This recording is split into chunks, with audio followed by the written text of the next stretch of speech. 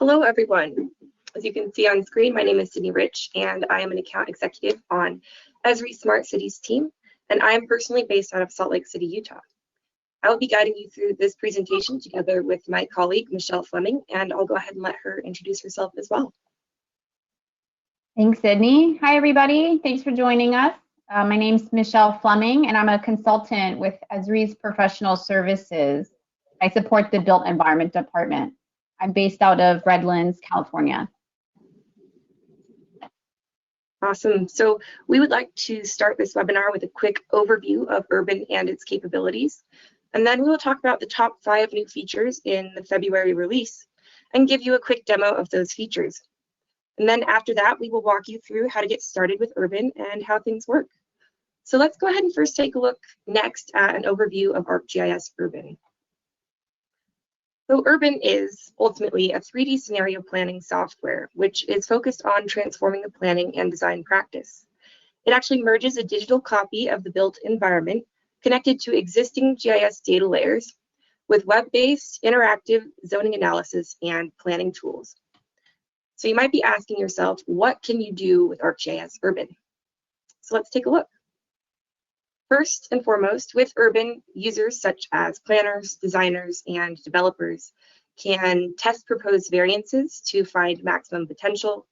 They can validate proposals against the regulatory code, and they can easily visualize and access impact and benefits of any zoning or land use scenario for property owners, developers, or elected officials.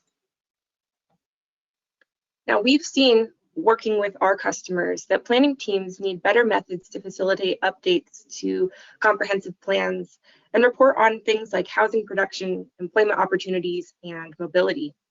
And with Urban, you can actually lower the cost and impact of reoccurring plan updates by establishing a framework for authoring new plans with an intuitive interface, by quickly iterating alternative scenarios, and by collaborating across internal teams and third-party firms. Further, we've also seen that today's systems can be restricted by siloed data. And we know that there is a need to integrate planning data sets to speed up the design review process and also reduce the burden on planning staff. So we can actually streamline the design review for plans and projects. And in turn, this actually will reduce risk in the review process by aggregating building proposals in 3D context, by providing more accurate and clear guidance to developers and fostering a common understanding between public and private stakeholders. And finally, streamlining the design review for plans and projects will ensure compliance with regulatory policy and growth targets. I'm now going to pass it over to Michelle, who's going to start walking us through the new features in this release. All right, thanks, Sydney. So let's get into it. We have some exciting new features and improvements that were released in February. And here are the 5 most significant ones up at the top, which we'll be showing you the details of shortly. We have a new shared view. We can copy urban models. Saving our suitability models is possible now. We also have an improved sharing user experience and viewpoints. And just as a quick refresher, here were the top features that were released in October on the bottom. And those are new metric authoring experience, interactive dashboarding capability, improvements in the suitability tool, the ability to subtract paths in geometries, and also uploading our building footprints. So the new shared view took a step out between selecting and loading, so it's faster to load now. You can interact with pop-ups from your contextual layers. Based on whether you have an urban license, viewers and editors have different privileges. And the public feedback is now under the discussions panel instead of in the overview details. And the view is going to be same for our projects and for plans. So right now, I'm not signed in and I do not have a license. So this view is what the public can see.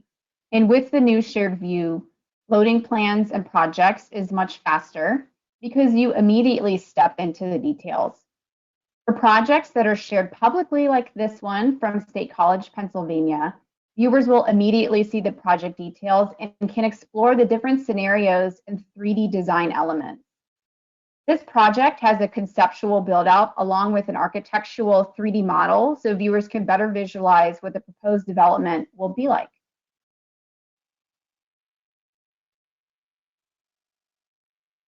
And the view is the same for plans.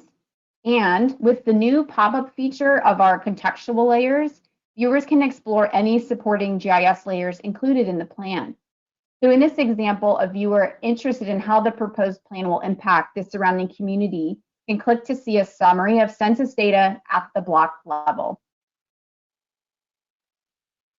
Viewers will also have the option to view the dashboard and the discussion panels. The dashboard is interactive, so a viewer can click on a proposed building and see how its space use will contribute to the overall metrics of the plan, like how many jobs it will generate. And because the plan has public feedback enabled, a viewer can submit anonymous feedback on the general plan, or they can choose a specific area to drop a comment. And comments can belong to a custom feedback type, and this is created by the plan's owner.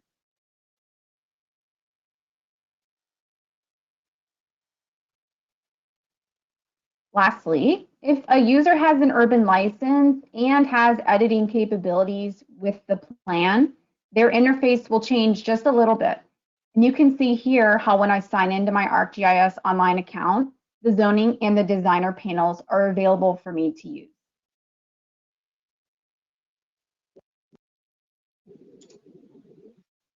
Sydney, off to you. Awesome. So let's take a look at capturing and editing viewpoints. So this release introduces viewpoints for plans and projects that allow you to save camera perspectives and to smoothly transition from one to another. And you can capture viewpoints for the most important camera perspectives in your design and create a predefined sequence to guide how others explore your plan or project. So let's go ahead and take a look at this. So currently I am back in Centennial, Colorado, and we are looking at a plan for an older mall called South Glen. And I'm going to be saving a number of viewpoints of this plan, looking at a potential future mixed-use concept of the mall site. And I can capture, edit, and zoom to viewpoints using the viewpoints button on the lower left. So let's first capture this overhead viewpoint of the mall area.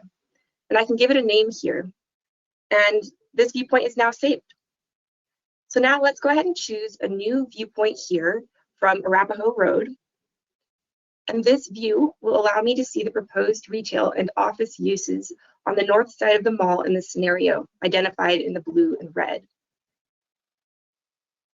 Now, I can easily compare the heights with the existing uses visible in the 3D textured mesh here in this view. And now that this is saved, I would like to go ahead and save an additional view that allows me to take a look at the proposed multifamily residential with central parking structures at the south side of the mall. And I would like to be able to compare those with the existing residential just outside the mall boundary. So I'll go ahead and choose that location and again provide a name here for that multifamily residential view. And now that I have each of these views saved, I can easily toggle between them in my predefined sequence to view key elements of this plan scenario. And this will help me clearly communicate the impact of this scenario on the existing built context to stakeholders. One final element here is the ability to edit your saved viewpoints, and you can do so by choosing that edit viewpoint option. And in the open dialog, you can easily edit the viewpoint's name and change their order. And we'll immediately see how that change has taken shape here. All right, so that was viewpoints.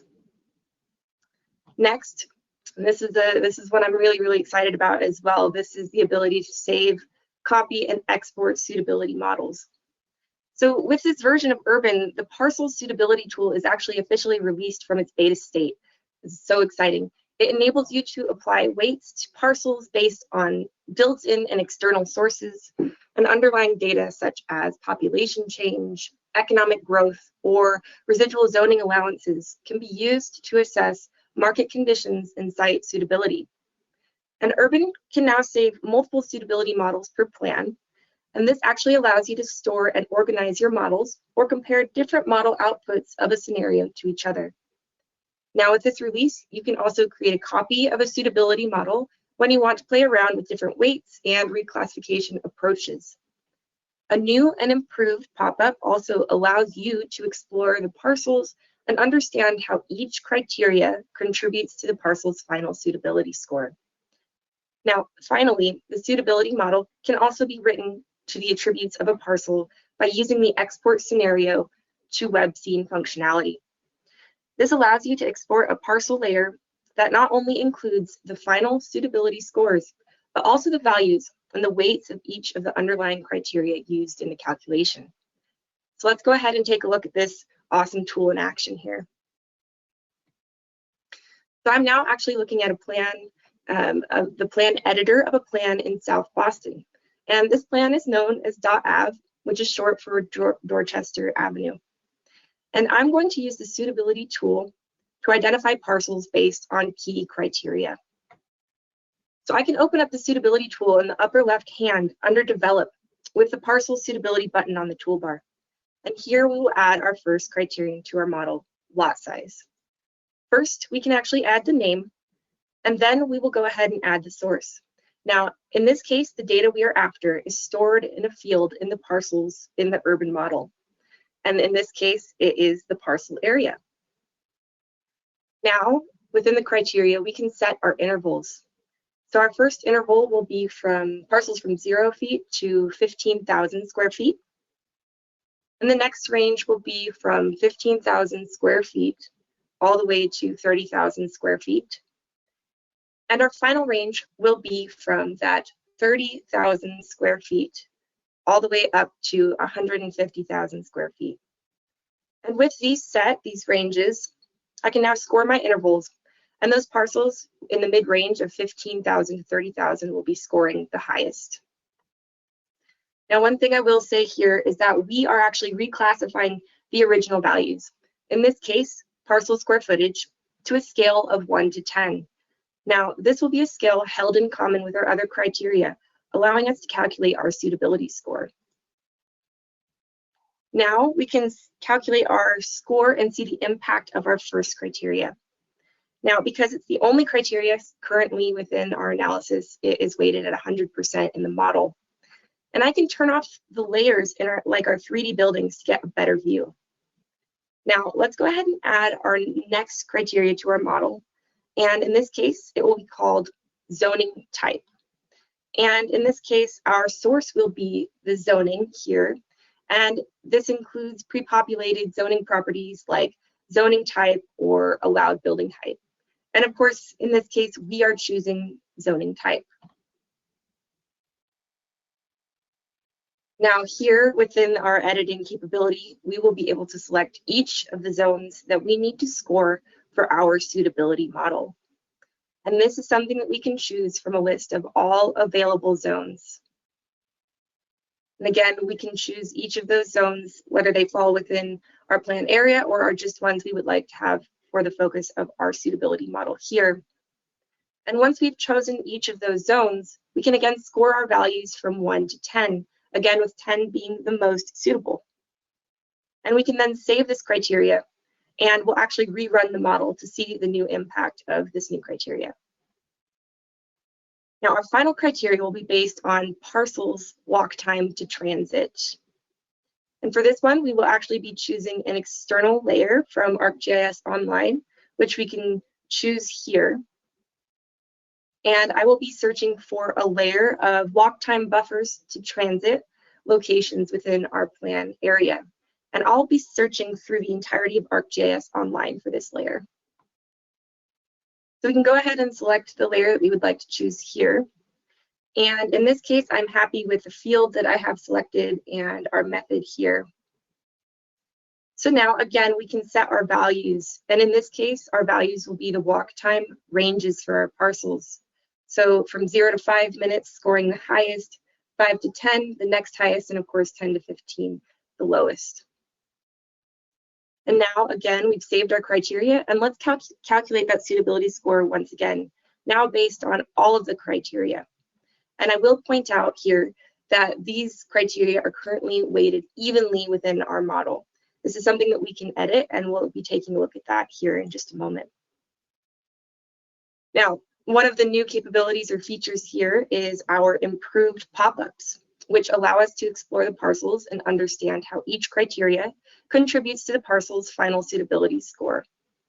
So here on this parcel, we will be able to select it and see our pop-up, and we can see the score for lot size, walk time to transit, and zoning type, as well as the cumulative score for this parcel based on our analysis. So let's go ahead now and actually give our model a name, which we can do here by editing the name. And once we have gone ahead and actually named our model, we'll be able to go ahead and save it. And once we've saved our model, we'll be able to explore our next new capability. So as I mentioned before, Urban can now save multiple suitability models per plan, which is very exciting.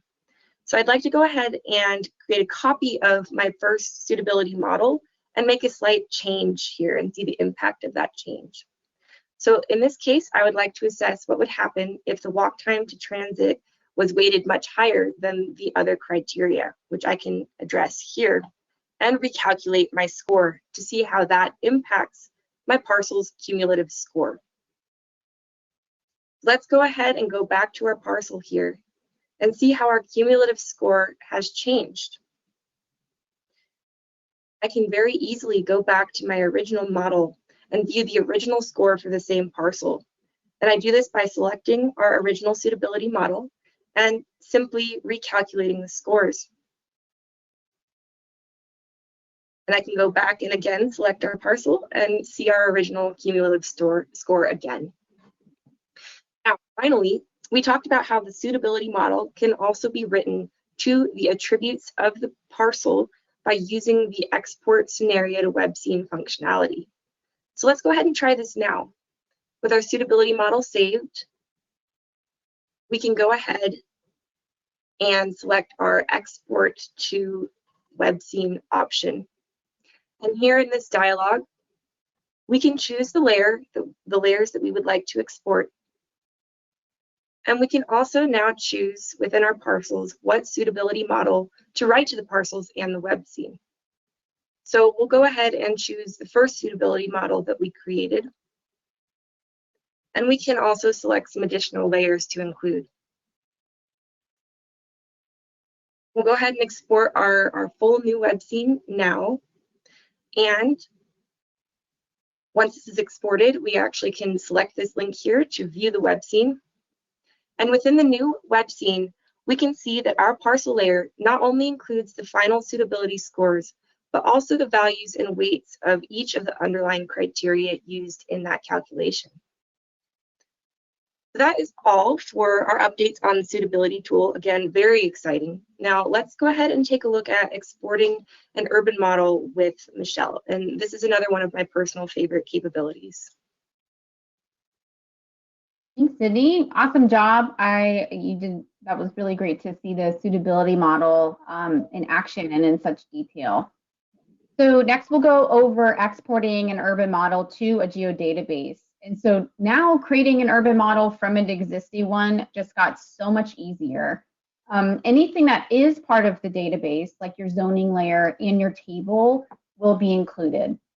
And this can be done through choosing a file geodatabase as a template when we create a new model in ArcGIS Online. It also gives us the ability to copy models to other ArcGIS Online organizations, which can make collaboration really cool.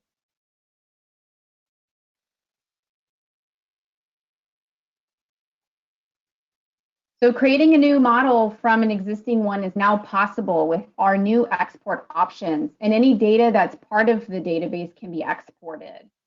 So owners of the model have the capability of exporting the geodatabase through the data manager, specifically the sharing tab. And when you export, you'll need to create a name for the item that will be created in your ArcGIS Online content. So once it's successfully exported, a hyperlink of the item will appear.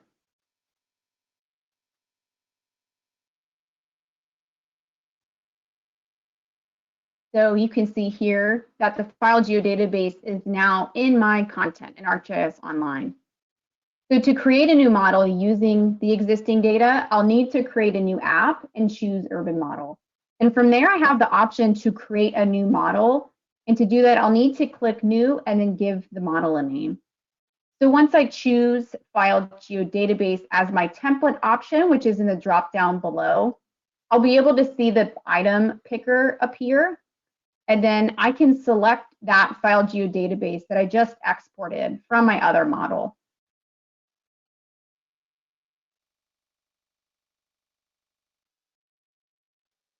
Now, once I step into the data manager, you'll see that the Urban Model's general settings will still need to be specified. And this is in order to ensure that supporting layers like your 3D buildings will connect to your model. But the data from the previous model has been transferred over, which is super useful, especially with all of the effort put into creating these zoning types. Again, any data stored in Urban's database will be copied over like these projects. And if there are other items like urban design plans or projects that you want in this model, you can still create a copy of them and export it to this model. And that was one of the newer features released previously. So our fifth feature to highlight is improved sharing user experience. It has been streamlined and I am super excited for this update. Now it's easy to access in the project or plans settings, and you can share to specific users, ArcGIS online groups, your entire organization, or to the public. And if you want to share on a platform outside of ArcGIS Urban, we now have an improved embed code.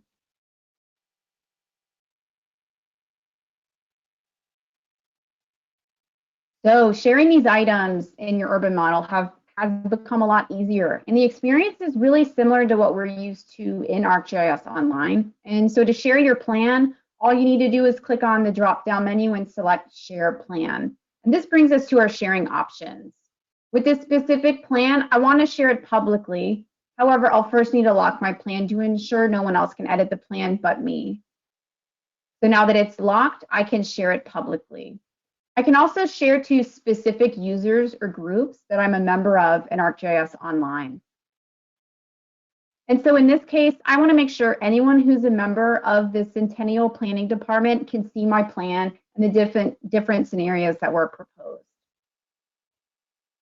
If I do want to embed this plan so viewers can access it on another site like ArcGIS Hub or my organization's website, I can use this embed code and share the default view or the current view.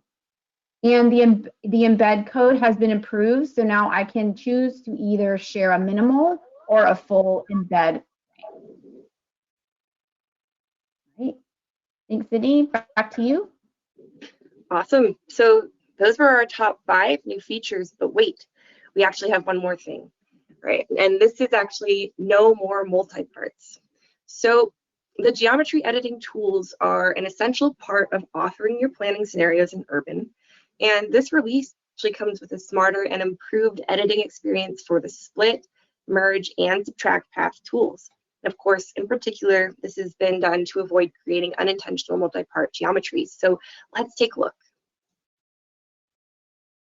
All right, so here we are back in State College, PA, taking a look at a plan area called Hugh Glenlyn McAllister Plan. And I actually have a parcel here that I need to split. And I can use our geometry editing tools to do so. And in this case, we will actually be making use of our split tool. So let's go ahead and access our geometry editing tools. And let's choose to split.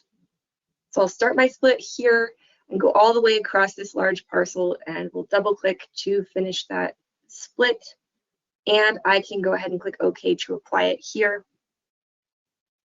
Now, previously, this split could have resulted in a multi-part parcel or a parcel that looked like 3 individual ones, but did not necessarily act like 3 individual parcels. But the result now is a clean split and 3 separate parcels to work with, just like I'm doing here. So for fun, I went ahead and I took this example just a little bit further. So first, of course, I developed these parcels by applying some building types. And I am also using our really fun editing spaces capability After I've applied these buildings, I am able to do things like push edges back, and in fact, I can also add additional floors. So we'll go ahead and do that on our office building back here in the blue, add another floor there. And really, ultimately, that is our update to geometry editing, and also just me having a little bit of fun with our exciting editing spaces capabilities. All right. So I know many of you might be wondering, how does Urban work? So let's go ahead and take a look at that. So Urban scenario planning capabilities utilize a study area, which contains the base map and other contextual layers. Well, we've noticed that regulatory models are really no longer human readable, and therefore we need tools to assist. And now scenarios can be created entirely based on changes to this underlying regulatory land use or zoning code. Now, in addition, development models at the site scale enable designers to make informed decisions themselves in reference to the regulation, but allowing them to apply their professional knowledge. And the geometry and building forms are really only one part of the scenario, right? We've now added and enabled custom metrics to be created in Urban's dashboard. And this can be purpose-built to support focused workflows. So, for example, what is a design scenario to a developer? Well, it can be something that can be sold, costs the least amount, and is overall optimized to get the most out of a site. But for a city planner, the design scenario is a more complex question. It involves the community, developers, practitioners, even political leadership. So finally, these scenarios can actually be integrated across our tools for broader dissemination or engagement across stakeholders. And I will just say that some of the most powerful work that I'm seeing be done with ArcGIS Urban is really tied to a lot of our other tools too, like ArcGIS Hub and making use of Survey 123, really diving into community engagement. Now that's how Urban works. And finally, we're really taking a look here at some resources. So I can hand this over to you, Michelle. Thanks, Sydney. So we have a ton of resources that are out there for you all to use with your ArcGIS Urban work. We have different websites for you to visit. We also have some existing demos that are out there, and then also blogs. So please keep an eye on the specifically our webinars page, because we will have another webinar coming up, and Sydney and I will be joining you all with that with Christine Ma as well, and that will be in the next month on the 20th. And also, please keep an eye out for new blogs that will be published as well. All right, and I think that takes us to our Q&A. So let's see. One of our first questions is, what 3D modeling file types can be imported into ArcGIS Urban? So 3D model types are imported into ArcGIS Urban through ArcGIS Online, specifically as feature layers. And these are configured in ArcGIS Pro. But those 3D files that are supported in ArcGIS Pro are Revit files, SketchUp files like colladas and OBJs. Oh, sorry, that's it. So Revit and then SketchUp files specifically. Let's see. So we have another question here. Sydney, I was wondering if you could expand on this a little bit. The question is, in Urban, what do you need to calculate walk times? And do you need to submit a network of roads, or is this something you can bring in from base maps? I think you were highlighting the watershed analysis with your suitability model.